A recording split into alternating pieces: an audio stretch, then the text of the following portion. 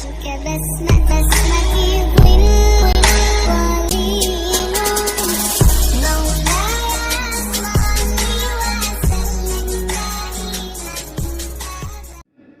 ini hanya Engkau saja ya.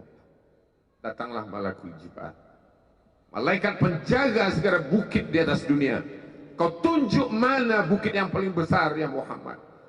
Akan kutimpakan kepada mereka. Hati yang luka biasanya akan marah, akan kecewa, tapi itu tidak terjadi pada Nabi Muhammad sallallahu alaihi wasallam. Apa yang dia katakan? Asallah an yukhrij min aslabihim man ya'budullaha wa la yusyrika bihi syai'a. Ya Allah, keluarkan dari tulang sulbi mereka. Keluar. Alhamdulillah. Wassalatu wassalamu ala Rasulillah Sayyidina wa maulana Muhammad ibni Abdillah wa ala alihi wa sahbihi wa man tabi'ahu wa mawala. Asyhadu an la ilaha illallah wahdahu la syarika lah wa asyhadu anna sayyidana Muhammadan abduhu wa rasuluhu la nabiyya ba'dah. Allahumma salli ala sayyidina Muhammadin nabiyil ummi wa ala alihi wa sahbihi wa barik wa sallim. Qala Allah Ta'ala fil Qur'anil azim wa huwa asdaqul qailin. A'udzu billahi minasy syaithanir rajim. Ya ayyuhalladzina amanu taqullaha haqqa tuqatih wa la tamutunna illa wa antum muslimun. Wa qala ta'ala fi ayatin ukhra, ya ayyuhalladzina amanu taqullaha wa qulu qawlan sadida yuslih lakum a'malakum wa yaghfir lakum dhunubakum wa man yuti'illaha wa rasulahu faqad faza fawzan 'azima. Ibadallah, usikum wa nafsi bitaqwallahi wa ta'atihi faqad fazal muttaqun. Hadirin jamaah Jumat yang dimuliakan Allah Subhanahu wa taala. Semua orang senang melihatnya karena dia bersih, karena dia rupawan, karena dia sopan dan santun, karena ayahnya meninggal dan ibunya juga sudah lama meninggalkannya. Orang kasihan melihatnya. Maka karena kesenangan hati mereka, mereka sendiri yang memberikan gelar untuknya yang belum pernah mereka berikan kepada orang sebelum dia. Gelar itu bernama Al-Amin, orang yang layak menerima amanah. Amin diambil dari 3 huruf, alif, mim, nun. Dari kata alif, mim, nun muncullah kata amanah. Orang yang mampu menerima amanah disebut Al-Amin. Kita mengatakannya jujur. Lawan daripada amanah adalah khianah, al-khain, pengkhianat. Dia tidak berkhianat. Dia adalah seorang yang mampu mengemban amanah dan terpercaya. Maka semua orang percaya kepada dia. Dari alif, mim, nun juga akar yang sama dengan iman. Akar kata yang sama dengan iman. Maka iman berarti percaya. Dia adalah orang yang dipercaya karena memang dia mampu mengemban amanah. Kapan kebencian itu datang? Kebencian itu datang ketika dia naik ke atas bukit Safa dan dia berkata kepada semua penduduk Makkah, seandainya aku katakan di balik bukit Jabal Abi Qubais yang besar, gagah, perkasa, tinggi, menjulang ini ada pasukan musuh yang akan menyerang kita, apakah kalian percaya? Semua mereka berkata, shadaqnaka, kami percaya karena memang kami menggelar engkau orang yang dapat dipercaya. Seandainya aku katakan bahwa ada pasukan musuh yang akan meluluh lantak, akan menghantam, membunuh kita, apakah kalian percaya? Mereka menjawab, shadaqnaka, kami percaya. Seandainya aku katakan bahwa aku menerima wahyu dari Allah dan aku diperintahkan Allah untuk mengabarkan kepada kalian Yang baik-baik akan masuk surga, yang jahat-jahat akan masuk neraka. Percayakah kalian? Disitulah perlawanan datang. Bukan dari orang lain, bukan dari musuh, bukan dari lawan. Perlawanan itu datang dari saudara kandung, dari ayah kandung yang masih ada hubungan darah. Tabban laka ya Muhammad alihada jama'tana. Celakalah engkau Muhammad, apakah hanya untuk ini saja kau kumpulkan kami hari ini? Allah membelanya. Langsung Allah membelanya. Dia tidak membela dirinya, tapi Allah mengatakan tabbat yada abi lahabi wa tabba ma aghna anhu maluhu. Hartanya tak ada berguna. Wa ma kasab, hasil usahanya tak mendatangkan manfaat. Wa imra'atuhu hammalatal hatab, istrinya menjadi pembawa kayu bakar, simbol dari adu domba, kata-kata yang membuat menyakitkan hati, yang dibawa oleh Ummu Jamil istri Abu Lahab untuk menyiksa, menjelekkan, membuli, menebarkan berita untuk membunuh karakter Sayyidina wa Maulana Muhammad sallallahu alaihi wasallam. Ini bukti kalau hari ini ada anak muda yang rupawan, yang dermawan, yang disenangi lingkungannya, tidak ada orang yang tersinggung, biasa, karena Nabi Muhammad SAW juga pernah mengalami hal itu. Tapi begitu kau katakan, aku tadi malam bermimpi bahwa aku mesti hijrah, meninggalkan komunitas peminum khamar, meninggalkan geng kita yang selama ini bicara tentang yang haram, maka disitulah mereka akan berkata, apakah hanya untuk ini saja kita berteman selama ini? Mana persahabatan kita? Apa yang dialami pemuda-pemuda hijrah hari ini dialami oleh Rasulullah sallallahu alaihi wasallam 14 abad yang silam. Ketika kau berhasil bisnis, orang senang. Ketika kau berhasil membina rumah tangga, tidak ada orang yang tersakiti. Ketika anakmu lucu-lucu dan kau berada di tengah mereka, tidak terusik kepentingan mereka, tidak terganggu ekonomi mereka, engkau adalah sahabat, engkau adalah teman setia. Tetapi ketika kau tidak ikut kemauan manusia, disitulah engkau sedang melantik dirimu sendiri menjadi musuh.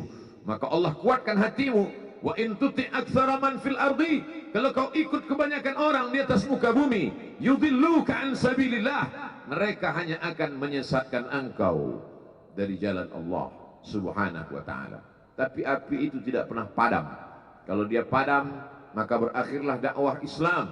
Dia terus bergelora, dia terus menyala, dia terus membakar kemunafikan, membakar kemusyrikan, sampai akhirnya embargo pun tiba. Jangan ada yang mau bergabung dengan kelompok Muhammad sallallahu alaihi wasallam. Jangan ada yang mau berkirim makanan. Jangan ada yang mau berdagang. Jangan ada yang mau menjalin transaksi. Mereka ingin membunuh secara perlahan-lahan. Jangan beli produknya. Jangan duduk bersamanya. Jangan berteman dengan dia. Kenapa kamu mau berfoto dengan dia? Kenapa kamu mau bergambar dengan dia? Kenapa kamu masih mau mendengar ceramah dia? Adakah orang yang mengalami hal itu hari ini? Adakah ketakutan-ketakutan dari hamba Allah yang mengatakan Allahu Akbar, Allah Maha Besar, tapi takut ditinggalkan kawan, cemas ditinggalkan sahabat? Maka itu pernah terjadi pada kelompok Sayyidina wa Maulana Muhammad sallallahu alaihi wasallam. Kalau pembunuhan karakter tidak berhasil, maka ada yang lebih dahsyat daripada itu. Mereka tawarkan dunia beserta isinya. Wallahi, demi Allah wahai paman, demi Allah wahai Abu Talib, law wada'u syamsa fi yamini wal qamara fi yasari, andai mereka letakkan matahari di tangan kananku, bulan di tangan kiriku, ala an atruka hadzal amr, supaya aku tinggalkan dakwah ini, aku tidak akan meninggalkannya. Bujuk rayu mulai tiba. Itu terjadi pada diri Nabi Muhammad sallallahu alaihi wasallam. Kalau kau tidak mempan dimusuhi, kalau kau tidak mempan dirangkul, kau akan dipukul. Kalau kau tidak mempan dipukul, kau akan dirangkul. Berbagai macam cara, dari mulai yang paling keras sampai yang paling lembut, dari mulai yang paling lembut sampai yang paling keras, sampai akhirnya tempat bergantung itu hilang, lenyap, musnah. Ada dua tempat bergantung, saudara kandung ayah Abu Talib. Mereka tidak mengusiknya karena dia keponakan Abu Talib. Abu Talib anak Abdul Muttalib, Abdul Muttalib anak Hashim, Hashim anak Abdi Manaf, Abdi Manaf anak Qusay, Qusaylah pendiri Darun Nadwah. Mereka keturunan darah mulia dari Adnan. Adnan menerima tetesan darah dari Ismail. Ismail anak kandung Ibrahim alaihissalam. Jangan ganggu dia karena dia keponakan Abu Talib. Masih ada backing, tapi Allah ingin agar hati itu tidak bergantung kepada manusia. Dia buat Abu Talib meninggal dunia, masih ada lagi tempat bergantung. Dia yang dulu ketika kedinginan datang, dia yang menyelimuti. Yang dulu ketika ketakutan datang, dia yang menenangkan. Dia datang menemui Waraqah ibnu Naufal. Waraqah berkata, Namus, malaikat yang pernah datang kepada Ibrahim, yang pernah datang kepada Musa, yang pernah datang kepada Isa, sekarang dia datang kepada suamimu. Katakanlah, jangan takut, jangan cemas. Kalau nanti sampai masanya dia akan diusir dari kampung halamannya, aku orang pertama yang akan membelanya. Karena begitu yang kutemukan dalam kitab-kitab suci yang kubaca, kata Waraqah bin Naufal. Hari itu juga tempat bergantung itu patah. Khadijah menghadap Allah subhanahu wa ta'ala. Tak lagi ada makhluk tempat bergantung, tak ada lagi ranting tempat berhinggap, tak ada lagi batang kayu tempat berpegang. Allah ingin agar engkau berserah hanya kepada Dia saja. Tidak ada makhluk. Bersandar kepada makhluk akan kecewa, bersandar pada kayu yang rindang akan tumbang, bersandar kepada benda akan binasa, bersandar kepada sahabat akan berubah menjadi musuh. Bersandarlah kepada Dia, Hayyun Maha Hidup, la yamut, Dia tak pernah mati. Bersandarlah kepada Dia, Al-Aziz yang Maha Perkasa, Al-Jabbar yang Maha Berkuasa. Itu yang diinginkan Allah dari sosok Sayyidina wa Maulana Muhammad sallallahu alaihi wasallam.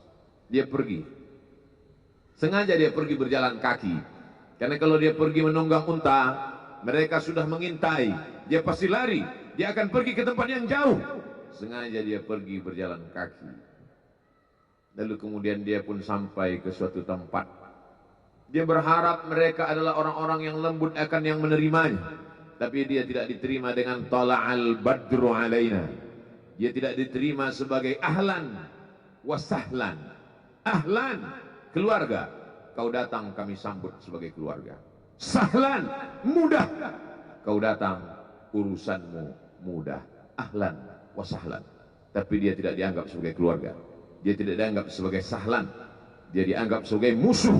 Dia dilempar dengan batu, dia dilempar dengan kayu, dia dilempar dengan tulang onta. Apa yang dia lakukan? Dia bersembunyi di balik bukit. Dia angkat kedua tangannya. Ilaika ashku dha'fa quwwati. Kepada engkau saja aku mengadukan kelemahanku. Wa qillata hilati, ketidakberdayaanku. Wa hawani bainan nas, aku hina di tengah mereka. Kalau dulu aku ada tempat bergantung, ada tempat bersandar, ada tempat mengadu, hari ini hanya engkau saja ya. Datanglah malakul jibal, malaikat penjaga segala bukit di atas dunia. Kau tunjuk mana bukit yang paling besar ya Muhammad, akan kutimpakan kepada mereka. Hati yang luka biasanya akan marah, akan kecewa, tapi itu tidak terjadi pada Nabi Muhammad sallallahu alaihi wasallam. Apa yang dia katakan? Asallah an yukhrij min aslabihim man ya'budullaha wa la yusyrika bihi syai'a. Ya Allah, keluarkan dari tulang sulbi mereka, keluarkan anak cucu mereka yang akan menyembah Engkau. Tidak ada satupun yang akan mempersekutukan Engkau di atas muka bumi ini. Doanya dikabulkan, hatinya susah, pikirannya kacau, tapi lidahnya tidak berkata-kata kasar. Dia doakan agar anak cucu mereka menyembah Allah. 100% penduduk Taif hari ini bersyahadat asyhadu an la ilaha illallah wa asyhadu anna Muhammadan Rasulullah. Doa orang yang teraniaya, doa orang yang terzolimi. Dia berhenti di sebuah kebun. Ada seorang yang bukan terpandang membawakan beberapa ranting anggur sebagai pelipur lara, penghilang haus, pelepas dahaganya. Ketika anggur itu akan masuk ke mulutnya, dia berkata Bismillahirrahmanirrahim, atas nama Allah. Maka hamba sahaya miskin, susah, melarat, perantau yang tak punya apa-apa itu heran. Apa yang kau ucapkan? Bismillah. Kau sebut nama Allah ya. Tidak ada satupun orang di kampung ini kalau makan menyebut nama Allah. Siapa engkau? Aku Nabi yang diutus Allah Subhanahu wa ta'ala. Berarti engkau sama dengan orang yang dulu pernah berada di kampungku. Engkau dari mana? Aku dari Ninawi. Ninawi, ya. Di sana ada saudaraku, kata Nabi Muhammad SAW. Di sana ada saudaraku, namanya Yunus bin Matta. Yunus bin Matta adalah saudaraku. Sama-sama hamba yang diutus Allah Subhanahu wa ta'ala. Dia juga diingkari oleh kaumnya. Dia masuk ke dalam lautan, ditelan seekor ikan dalam 3 kegelapan. Gelapnya tengah malam, gelapnya lautan, gelapnya perut ikan. Dia berserah kepada Allah. La ilaha illa anta subhanaka inni kuntu minal zalimin. Begitu cara Allah mengingatkan Nabi Muhammad SAW. Apa yang kau rasakan hari ini belum ada apa-apanya dengan apa yang pernah dirasakan oleh Yunus bin Matta. Mendengar itu langsung saja Addas bersimpuh sujud mencium lutut Nabi Muhammad SAW. Dia tidak mulia, dia hamba sahaya, dia miskin, dia perantau, tapi dia sempat mencium tangan Nabi Muhammad SAW. Dia sempat menghilangkan dahaga dari leher Nabi Muhammad SAW. Pertemuan yang berkesan. Biarlah pertemuan itu sekali, tapi sampai ke lubuk hati. Untuk apa pertemuan yang berulang kali, tapi hanya sampai di tepi bibir, hanya basa-basi. Nabi SAW kembali, dia pulang. Di tengah perjalanan dia mendengar, qul, katakan, uhiya ilayya annahu istama'a nafarun minal jin. Ada sekelompok jin. Jin itu berkata, inna sami'na qur'anan ajaba. Kami mendengarkan bacaan Al-Quran ajaba, menakjubkan, ajib. Biarlah manusia menolakmu, biarlah manusia yang angkuh dan sombong itu tidak menerimamu, tapi ada satu makhluk yang mau menerimamu. Inna, kami dari kalangan jin, sami'na, mendengar Qur'anan ajaba, bacaan Al-Quran yang mengagumkan, yahdi ila rusdi, yang membuat kami lurus berpikir benar. Betapa jin yang dikatakan makhluk jahat, tapi ketika dia mendengarkan bacaan Al-Quran tersentuh hatinya dan dia bersyahadat, anna minnal muslimun, kami ada yang muslim, wa minnal qasitun, kami ada yang kafir. Yang muslim taharrau rasada, selalu mencari jalan kebenaran. Yang kafir kanu li jahannam hataba, mereka hanya akan menjadi santapan neraka jahanam. Dia kembali ke kota suci Makkah Al-Mukarramah seperti biasa, sampai akhirnya datanglah malaikat Jibril, membelah dadanya, mensucikan hatinya sampai layak, lalu kemudian dia pun dibawa. Subhanalladzi asra bi'abdihi lailan, maha suci Allah yang memperjalankan hambanya pada suatu malam, minal masjidil haram ilal masjidil aqsa, dari masjidil haram ke masjidil aqsa, alladzi barakna haulah, kami berkahi sekelilingnya. Untuk apa? Linuriyahu min ayatina, kami ingin memperlihatkan kepadanya tanda-tanda kebesaran kami. Selama ini dia hanya didengar, azab kubur didengar, neraka jahanam didengar, malaikat didengar. Hari ini kami ingin memperlihatkan tanda-tanda itu kepada hamba kami. Jangan bersedih ketika kau didustakan. Jangan bersedih ketika kau dibunuh karaktermu. Jangan berduka cita ketika tidak ada manusia yang menerimamu. Karena sesungguhnya itu hanyalah cara Allah menguatkan hatimu, karena Dia ingin mengangkat derajatmu, menempatkan di tempat yang terpuji, memperlihatkanmu sesuatu yang tidak pernah Dia perlihatkan kepada manusia yang lain. Dia buat hatimu hancur berkeping agar tidak lagi ada tempat makhluk dalam hatimu, yang ada hanya Allah semata. Ma fi qalbi ghairullah. Pada saat itu mentalmu sudah kuat, layaklah engkau berada di tempat yang terpuji. Kalau ada orang menyakitimu, jangan berduka. Kalau ada tetangga, sahabat, kawan baik meninggalkanmu, jangan berduka lara. Karena sesungguhnya di balik itu semua, fa inna ma'al usri yusra, inna ma'al usri yusra. Idza daqat 'alaika dunya faqul ya Allah. Kalau terasa sempit dunia, mengadulah kepada Allah. Idza sa'alta fas'alillah. Kalau minta-mintalah kepada Allah. Wa idza sta'anta fasta'in billah. Kalau minta tolong, minta tolonglah kepada Allah. Iyyaka na'budu wa iyyaka nasta'in. Kepada Engkau kami menyembah, kepada Engkau kami beribadah, kepada Engkau kami bersimpuh sujud, kepada Engkau juga kami meminta pertolongan. Barakallahu li wa lakum fil Qur'anil azim wa nafa'ani wa iyyakum bima fihi minal ayati wadh-dhikril hakim. وتقبل مني ومنكم تلاوته إنه هو الغفور الرحيم.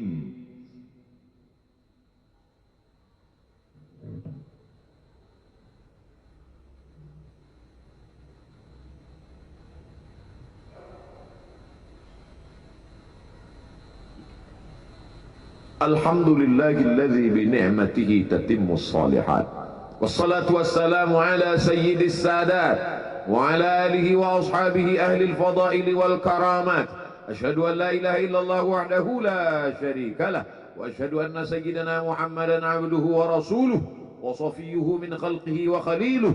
أدى الأمانة وبلغ الرسالة ونصح للأمة وتركنا على المعجة البيضاء ليلها كنهارها. أشهد أن لا إله إلا الله وحده لا شريك له. اللهم صل على سيدنا محمد النبي الأمي وعلى آله وصحبه وبارك وسلم. قال الله تعالى في القرآن العظيم وهو أصدق القائلين. أعوذ بالله من الشيطان الرجيم. بسم الله الرحمن الرحيم. والعصر إن الإنسان لفي خسر إلا الذين آمنوا وعملوا الصالحات وتواصوا بالحق وتواصوا بالصبر. وقال تعالى في آية أخرى إن الله وملائكته يصلون على النبي يا أيها الذين آمنوا صلوا عليه وسلموا تسليما.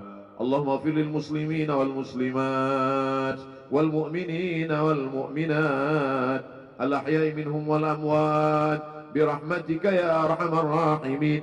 اللهم انصر الإسلام والمسلمين واخذل الكفرة والمشركين ودمر أعداءك أعداء الدين. اللهم انصر إخواننا المجاهدين المظلومين في فلسطين وفي روهينيا وفي كل مكان من مشارق الأرض إلى مغاربها. لا تدع لنا في مقامنا هذا وفي ساعتنا هذه ذنبا إلا غفرته ولا هما إلا فرجته ولا دينا إلا قضيته ولا مسافرا إلا وصلته ولا مريضا إلا شفيته ولا ميتا إلا رحمته ولا حاجة من حوائج الدنيا والآخرة لك رضا ولنا فيها صلاح إلا قضيتها ويسرتها يا رب العالمين. عباد الله أوصيكم ونفسي بتقوى الله وطاعته فقد فاز المتقون.